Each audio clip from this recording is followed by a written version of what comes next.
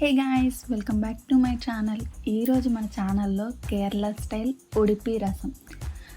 మీరు ఒక్కసారి కనుక ఇది ట్రై చేస్తే ప్రతిరోజు ఇదే చేసుకొని రైస్లో కలుపుకొని తింటారు. సో ఒక్కసారి కూడా మీరు కూడా ట్రై చేయండి. ఎలా వచ్చిందో కూడా నాకు కామెంట్ చేయండి. ఓకే, ప్రాసెస్ ఏంటో చూద్దాం ఇప్పుడు. ముందుగా రసం పౌడర్ అనేది ప్రిపేర్ చేసుకుందాం.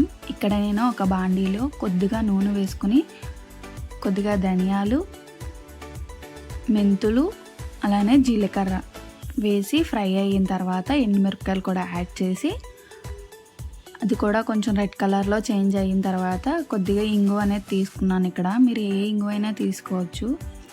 సో ఇంగువ కూడా ఫ్రై అయిన తర్వాత కరివేపాకు వేసి దాన్ని మనం మిక్సీ పట్టుకోవాలి పేస్ట్ లాగా.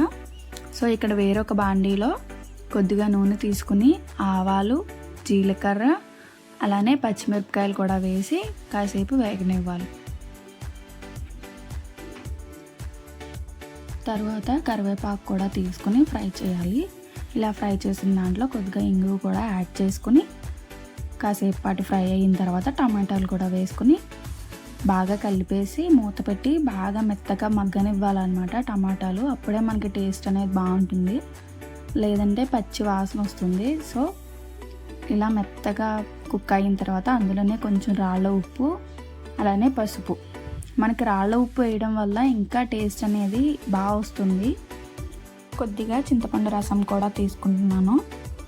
అలానే మనం ముందుగా రసం పేస్ట్ అనేది ప్రిపేర్ చేసుకున్నాం కదా, అది కూడా నేను ఇక్కడ యాడ్ చేస్తున్నా.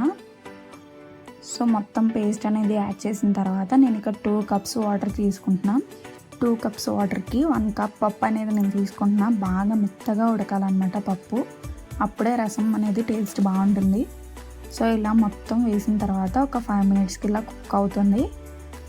సో ఇలా కుక్ అయిన తర్వాత మనం ఇంట్లో కొత్తిమీర ఉంటే అవైలబుల్గా ఉంటే వేసుకోవచ్చు, లేదంటే స్కిప్ చేయొచ్చు. సో ఇక్కడ కొత్తిమీర కూడా వేసిన తర్వాత బాగా బాయిల్ చేయాలి. మినిమం హాఫ్ అన్ అవర్ అయినా బాయిల్ చేయాలి.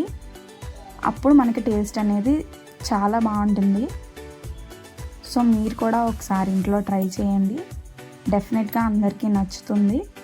సో ఇలాంటి వీడియోస్ కోసం ఇంకా మన ఛానల్ని సబ్స్క్రైబ్ చేసుకోకపోతే వెంటనే సబ్స్క్రైబ్ చేసుకోండి. Okay then bye.